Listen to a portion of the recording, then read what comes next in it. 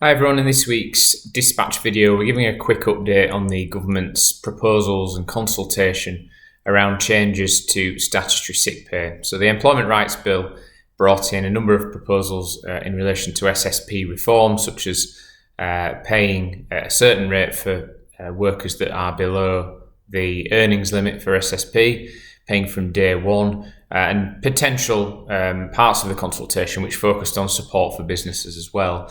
On the 4th of March, the government responded to the consultation outcome and confirmed that they would be pressing ahead with setting the rate of SSP for very low paid workers at 80% of their normal pay.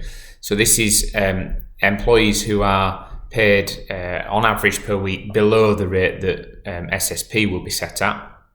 They will receive quite a high proportion of their earnings set at 80%. There were different ranges of responses to that. If it was set any higher, it was felt that that could act as a disincentive to return to work because employees would essentially be receiving very close to full pay for being away from work. Any lower, and there would be significant financial disadvantages which were not proportionate to the government's aims.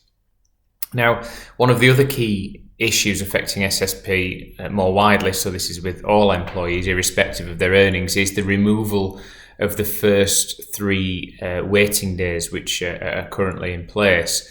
This, in my view, is seen as a disincentive to take sick leave, because if an employee is receiving no pay whatsoever for the first 3 days, it can help to reduce short-term frequent absence.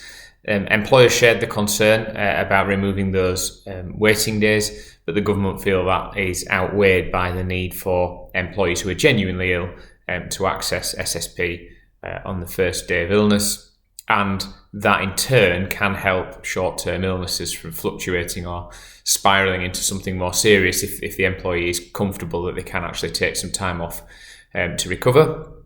Many businesses in the consultation asked what support was available, potentially financial support. There doesn't seem to be any commitment to that, unfortunately, although there is a wishy-washy statement about working with stakeholders to implement the reforms. There were a lot of responses suggesting that the flat rate of SSP should be increased. The government has confirmed that this is unlikely to happen. It will rise in line with inflation as it does every year, but there is going to be no significant uplift in that rate.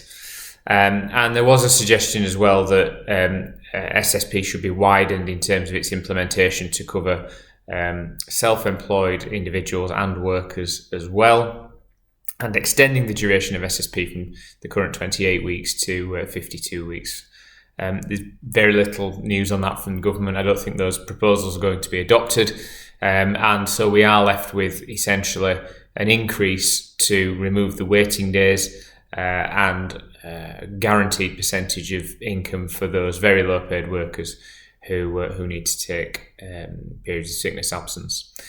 We don't know the implementation date as yet, but I think it is becoming clearer what is coming in relation to sick pay changes. There are all sorts of other consultations and responses ongoing as well, and there is a lot in the news at the moment about the Employment Rights Bill. Importantly, nothing is coming into play very quickly.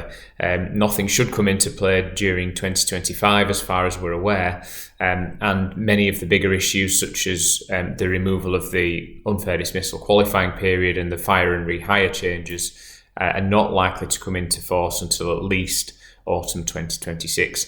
We will keep you updated as and when we hear anything on these consultations. If you need anything in the meantime, please get in touch.